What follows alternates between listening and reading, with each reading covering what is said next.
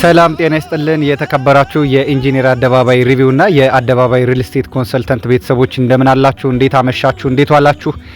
ለእውድ የእስልምና እምነት ተከታይ ቤተሰቦቻችን እንኳን ለ1501ኛው የነብዩ መሐመድ የልደት በዓል አደረሳችሁ እያልኩኝ እንግዲህ ኢንጂነር አደባባይ ጓዴ ዛሬም እንደተለመደው ለየት ባለ ሀሳብና ብዙዎቻችሁ በተለይም ደግሞ ዲያስፖራው ክፍል በማታውቁት ወይም ደግሞ ባልገባችሁ ነገር ውስጥ ብዙ የሪል ስቴት ኢንቨስትመንት ወይ ደግሞ የሪል ስቴት አልሚዎችን የምትከሱበትና ጥፋቱ ከናንተ ሆኖ ሳለ ነገር ግን ብዙ ጊዜ ሪል ስቴቶች ላይ ጣታችሁን የምትቀስሩበትን ዋናው ምክንያት ዛሬ በዝርዝር የምነግራችሁ ይሆናል። ታዲያ ይህን የማነሳው ሀሳብ የተጋራችሁ ወይም ደግሞ በዚህ ሀሳብ ላይ የተለያየ ሀሳብ ካላችሁ በኮሜንት እንዲሁም ደግሞ በስልክ እየደወላችሁ የእናንተን ገጠመኞቻችሁን ማስቀጠል ወይም ደግሞ ማስቀመጥ ትችላላችሁ። እንግዲህ ዛሬ በረጅሙ የምንወያይበት ዋናው ጉዳያችን እንግዲህ ብዙ ሰዎች ወይም ደግሞ በተለይ ዲያስፖራው ክፍል በተወካዮች በኩል እንደሚገዛ ይታወቃል። ምናልባት ተወካዩ ቤተሰብ ሊሆን ይችላል፣ እናት፣ አባት፣ ወንድም፣ እህት፣ አጎት፣ ያክስት ልጅ የተለያዩ ነገሮች ወይም ደግሞ የተለያየ የዝምድና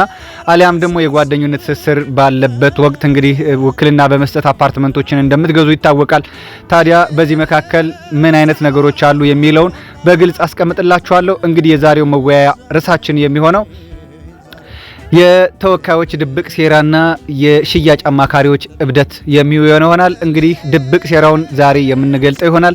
ታዲያ ውድ ቤተሰቦቻችን ይህን ቻናል ለማሳደግና እንዲሁም ደግሞ የተለያዩ ቤተሰቦችን እውነተኛውን ነገር አውቀው ከዚህ በኋላ ሪል ስቴት ላይ አፓርትመንት ሲገዙ ማን በምን ሁኔታ መቼና እንዴት መገዛት እንዳለበትም ጭምር ማወቅ ወይም ደግሞ መገንዘብ ስላለባቸው ይህን መረጃ በማድረስ ሀሳባቸውን እንዲያጋሩ እናድርግ። ከዚህ በተጨማሪም ደግሞ የእናንተው የሽያጭ አማካሪ ኢንጂነር አደባባይ ጓዴ አሁን ላይ እስከ 30% ልዩ ቅናሽ የተደረገባቸውን ዘመናዊ አፓርትመንቶች በካሳንቺስና በቦሌ አትላስ ማዶ ሆቴል ጋር ሳይቶቻችን ላይ እየሸጥና ያለነው ዛሬ ላይ ከ4.4 ሚሊዮን ብር ሙሉ ክፍያ ጀምሮ እስከ 13 ሚሊዮን ብር በካሳንቺስ ከባለ 1 እስከ ባለ 3 መኝታ ድረስ እየሸጥና ያለነው። በቦሌ አትላስ ደግሞ ከ7.6 ሚሊዮን ብር ጀምሮ እስከ 15 ሚሊዮን ብር ከባለ 1 መኝታ እስከ 165 ካሬ ባለ 3 መኝታ በ100% ክፍያ ማለት ነው በሽያጭ ላይ ነው ያለነው። ያለ ወለድ የሚሸጡ ናቸው። እነዚህን አፓርትመንቶች ለመግዛት ዛሬውኑ ደውሉልኝ። እንቀጥላለን። መልካም ቆይታ ከኔ ጋር።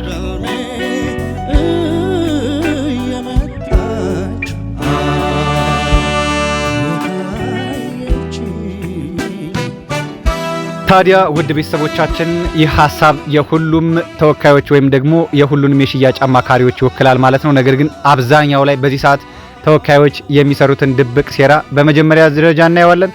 ቀጥሎ ደግሞ የሽያጭ አማካሪዎችን እብደት እንመለከታለን። ይህ ብዙ ሰዎችን ያጋጠማቸው እውነታ ስለሆነ ወደ መጀመሪያው ጉዳይ እንመለስ። ተወካዮች ምን ያደርጋሉ ካላችሁኝ ይሄን ነገር ልንገራችሁ። ተወካዮች ራሳቸው ደላላ ሆነዋል። በግልጽ ልንገራችሁ፣ ደላላ ሆነዋል። ዛሬ ላይ ተወካዮች እናንተ የምትፈልጉትን አፓርትመንት፣ እናንተ ከሐሳባችሁ ጋር የምትፈልጉትን አፓርትመንት፣ እናንተ ከገንዘብ አቅማችሁ ጋር የምትፈልጉትን፣ እናንተ ካከፋፈል መንገዱ ጋር ከድርጅቱ ባክግራውንድ ጋር የምትፈልጉትን ሳይሆን ዛሬ ላይ ከሽያጭ ባለሙያው በተጨማሪ ደግሞ ደላሎች ራሳቸው የድለላ ስራ እየሰሩ ነው ያሉት። ይህ ደግሞ ትልቁ ገጠመኝ ነው። አንድ ገጠመኝ ልንገራችሁ። ባለፈው ዓመት አንድ ደንበኛ ይደውልልኛል። ይህም ከአሜሪካ ነበር የተደወለው። አፓርትመንት ለመግዛት ፈልጎ ይደውልልኝና ነገ ተወካይን እልካለሁ ይለኛል። ተወካዩም ደውሎ መጥቼ ፕሮጀክቱን ማየት ፈልጋለሁ ወይ አይደለም ያለኝ። ኮሚሽናችሁ ስንት ነው? ድርጅታችሁ የሚከፍለው ኮሚሽን ስንት ነው የሚል ጥያቄ ነበር የጠየቀልኝ።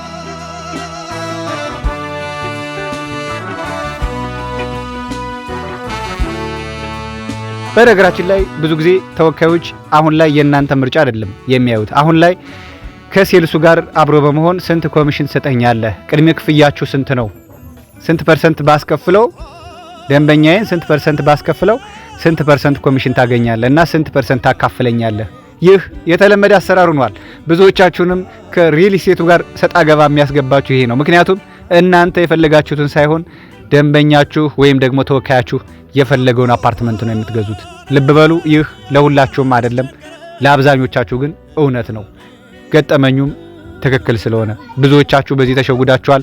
ስንቶቻችሁ ፕሮዳክቱን ወዳችሁ፣ ስንቶቻችሁ ድርጅቱን ወዳችሁ፣ ስንቶቻችሁ ቤቱን ወዳችሁ፣ ስንቶቻችሁ በተለያየ ነገር ከዛ ድርጅት ላይ ሳትገዙ በተወካዮቻችሁ ምክንያት ሌላ ቦታ ገዝታችኋል። ስንቶቻችሁ ያከፋፈል መንገዱ ጥሩ ሆኖ እያለ ይጨምርባችኋል፣ ዋጋ እንደዚህ ይሆንባችኋል በመባል ስንቶቻችሁ ካሽ ከፍላችሁ ይሆን? ስንቶቻችሁ ደግሞ እከሌ ጥሩ ድርጅት ነው ከዚህ በፊት አውቀዋለሁ ከዚህ በፊት እንደዚህ ነው ብሎዋችሁ ተወካዮቻችሁ ገዝታችሁ አሁን ላይ እጃችሁ ላይ ጠብ ያለ አፓርትመንት የለም? ስንቶቻችሁ ደግሞ ለተወካዮቻችሁ 100% ወይም ደግሞ 50% ብር አስገብታችሁ ስንቶቻችሁ ተቆርጦ ተከፍሎላችሁ ይሆን? ስንቶቻችሁ ቀሪ ያልተከፈለ ዕዳ እንደለባችሁ ራሱ የምታውቁ ትኖራላችሁ?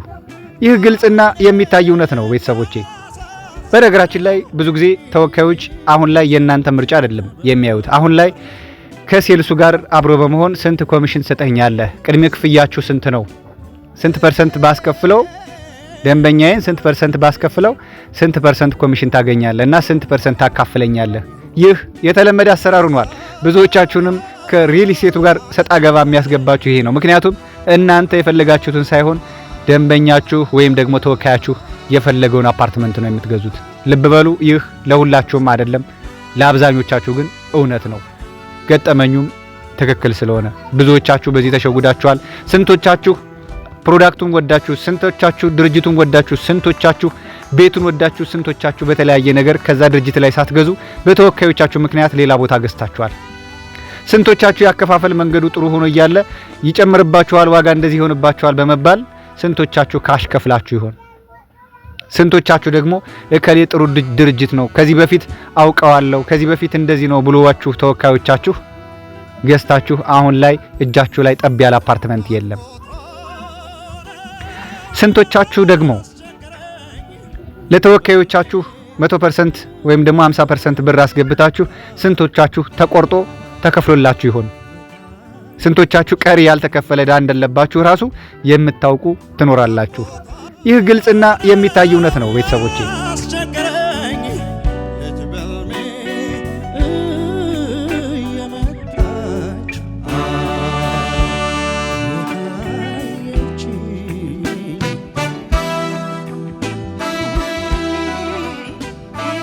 በነገራችን ላይ ብዙ ጊዜ ተወካዮች አሁን ላይ የእናንተ ምርጫ አይደለም የሚያዩት። አሁን ላይ ከሴልሱ ጋር አብሮ በመሆን ስንት ኮሚሽን ሰጠኛለህ፣ ቅድመ ክፍያችሁ ስንት ነው፣ ስንት ፐርሰንት ባስከፍለው ደንበኛዬን ስንት ፐርሰንት ባስከፍለው ስንት ፐርሰንት ኮሚሽን ታገኛለህ እና ስንት ፐርሰንት ታካፍለኛለህ። ይህ የተለመደ አሰራር ሆኗል።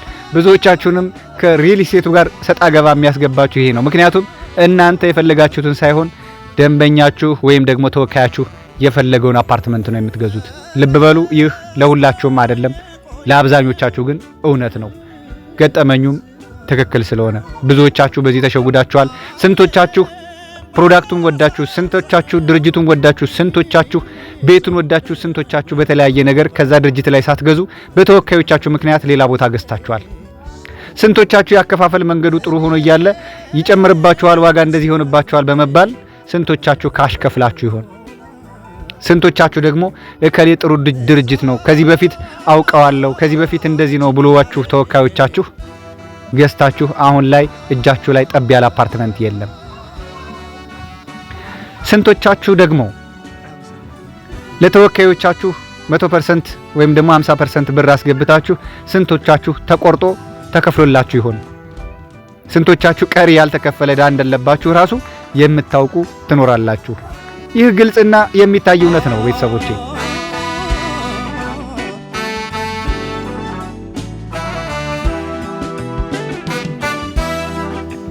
አንድ እውነት ልንገራችሁ። ከዚህ በፊት እናንተ አፓርትመንት ልትገዙ ወይም ደግሞ ዛሬም ላይ ደርሶባችሁ ሊሆን ይችላል፣ አፓርትመንት ቤት መግዛት አለብኝ ብላችሁ ስታስቡ ማን ነው የእናንተን ቤት መግዛት የሚደግፋችሁ?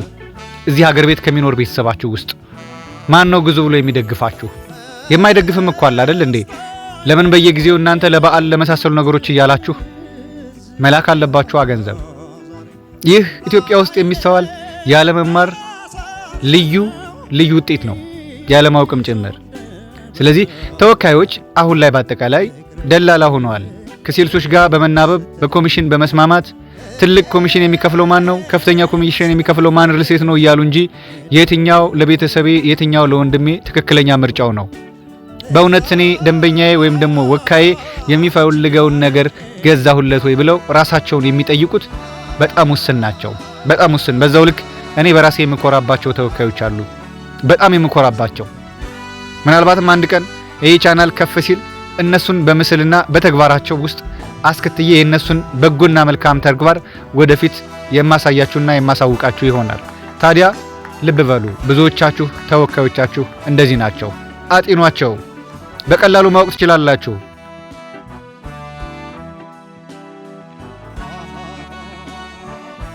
የሽያጭ አማካሪዎች እብደት ወደሚለው እንመለስ። አሁን ላይ ሪል ስቴት ላይ በጣም ብዙ የሽያጭ አማካሪ ነው ያለው። እውነት አማካሪ ነው ወይስ አይደለም የሚለውን ለራሳቸው እና ለእናንተ ለደንበኞቻችን ልተው። ማማከር ማለት ምን ማለት ነው? ማንን ነው የሚያማክሩት? እንዴት ነው የሚያማክሩት? ይሄ ደንበኛ በእውኑ ያንን ማማከር ይፈልገዋል ወይ የሚሉትን ጉዳዮች ለእናንተ ልተው። ምክንያቱም ስንቀጠርኛ የሽያጭ አማካሪ ተብለን የተቀጠር ነው፣ ሪል ስቴት ኮንሰልተንት ተብለን። ያንን በተግባር ማን ይሰራል አይሰራም የሚለውን እናንተው መዝኑት። ነገር ግን ወደዚህኛው ሐሳባችን እንመለስ፣ ስለ እብደቱ። አሁን ላይ አብዛኛው የሽያጭ አማካሪ በሚባል ሁኔታ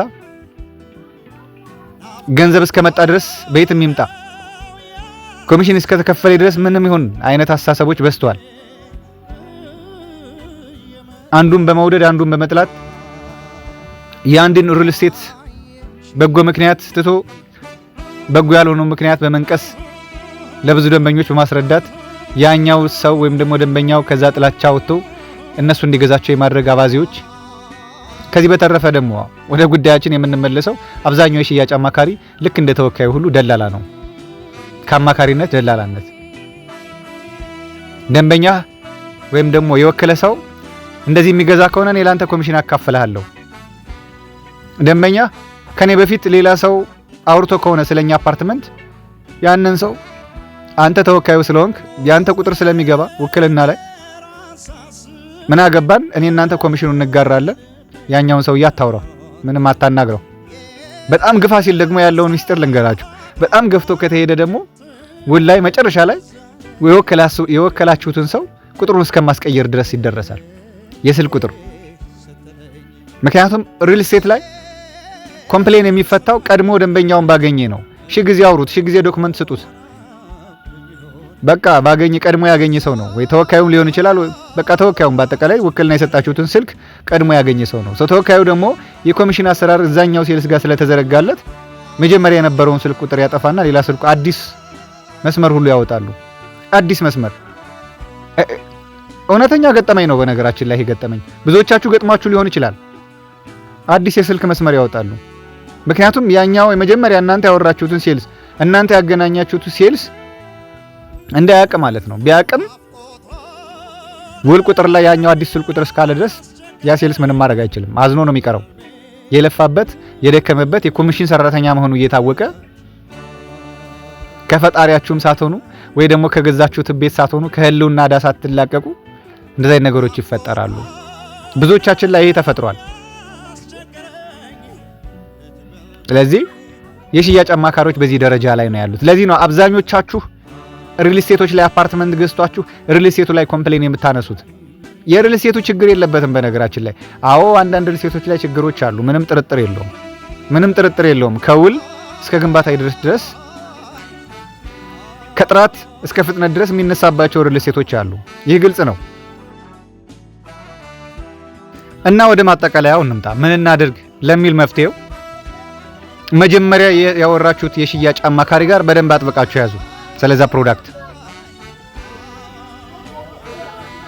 የፈለገ ተወካያችሁ እንኳን ቢነግረው ለእናንተ ሊነግራችሁ ይችላል። ኮሚሽን እየጠየቀኝ ነው ብሎ በግልጽ ይናገራል። ያ ሴልስ ደግሞ ኮሚሽኑን ላለማጣት ሲል የትኛውም ነገር ሊሸጥላችሁ ይችላል። በነገራችን ላይ አንዱ ስህተት እሱ ነው። ምንም አይመለከተውም ከዛ በኋላ። ይሄ የሞራል ውድቀት ነው። በእርግጥ የሴልሱም እብደት ነው። እና በአጠቃላይ ወደ እኔ ስመጣ እኔ ግን ማርያምን እላችኋለሁ እንደ እምነቴ በፍጹም ተወካይ ሆኖ የፈለጋችሁትን ሰው ወክላችሁ አፓርትመንት ሊገዛ ወይም ደግሞ የንግድ ሱቅ ሊገዛ ተወካይ ነው ብላችሁ ብትልኩልኝ እኔ ጋር አይሰራም። እኔ የፈለገ ተወካይ አላወራም። ምናልባትም የወለደች እናትም ልትሆን ትችላለች። አይሆንም። እኔ ጋር ራሱ ደንበኛው ገዢው መጥቶ ከፈለገ እኔን ይመነኝ፣ ካላመነኝ ደግሞ ራሱ መጥቶ ይግዛ። ካመነኝ ግን ለብዙ ደንበኞች እንዳደረኩት እነሱ ብሩን ያስገቡ፣ በተለያየ መንገድ ውሉን እልክላችኋለሁ። ሞልቷል እኮ አሁን እድሜ ለኢንተርኔት ዘመን። እዛው ራሳቸው ፈርመው ራሳቸው የላኩት የሚጠፋው 10,000 ብር ወይ ምናምን ነው በዲኤችኤል ለመላክ አይደል እንዴ? ብዙዎቻችሁ ይሄን ታውቁታላችሁ። እንደዛ ነው የማደርገው እንጂ እኔ ለተወካይ በፍጹም አላደርግም። ስለዚህ ተወካዮች ለኔ አትላኩልኝ። ከዚህ በተረፈ ደግሞ አንድ ማሳሰቢያ ልስጣችሁ። አንዳንድ ሰዎች እኔ የምሰራቸውን ቪዲዮዎች እያያችሁ በተለይ ደግሞ የአፓርትመንት ማስታወቂያዎችን አይታችሁ ሌላ የሽያጭ አማካሪ በመታገኙበት ሰዓት እንደዚህ እኮ ሰርቶት አይቼ ነበረ ብላችሁ ሌላ የሽያጭ አማካሪ ጋር ኮንታክት የምታደርጉ ሰዎች ምን አይነት የሐሳብ ልዕልና ነው ያላችሁ? ምን አይነት የሞራል ልዕልና ነው ያላችሁ? እኔ እኮ ጊዜንም መስዋዕት አድርጌ ነው እዚህ ጋር እየሰራ ያለሁት፣ ገንዘቤንም መስዋዕት አድርጌ ነው እየሰራ ያለሁት አይደል እንዴ? ክሬዲት ሊሰጠኝ ይገባል እኮ። በጣም ነው የምታሳፍሩኝ እውነት ለመናገር ግን በእናንተ አይደለም። እኔ በ10 ሰው 100 ሰው እንኳን ቢመጣ ወደ ኋላ ባክ ማድረግ ሰው አይደለም አሁን ላይ። ስለዚህ በተቻለ መጠን ስለ እውነት እንኑር፣ ስለ እውነት እንስራ። ነገ ምን እንደሚሆን አይፈጠርም። ዛሬ እንደሰት፣ ዛሬ ላይ ያለውን ነገር እንጠቀም። ሁልጊዜም የተሻለ ነገር ለማድረግ እንሞክር። የሰው ነው። በላብ በጥረት ያልተሰራ ነገር ነገ መጥፊያችን ነው የሚሆነው።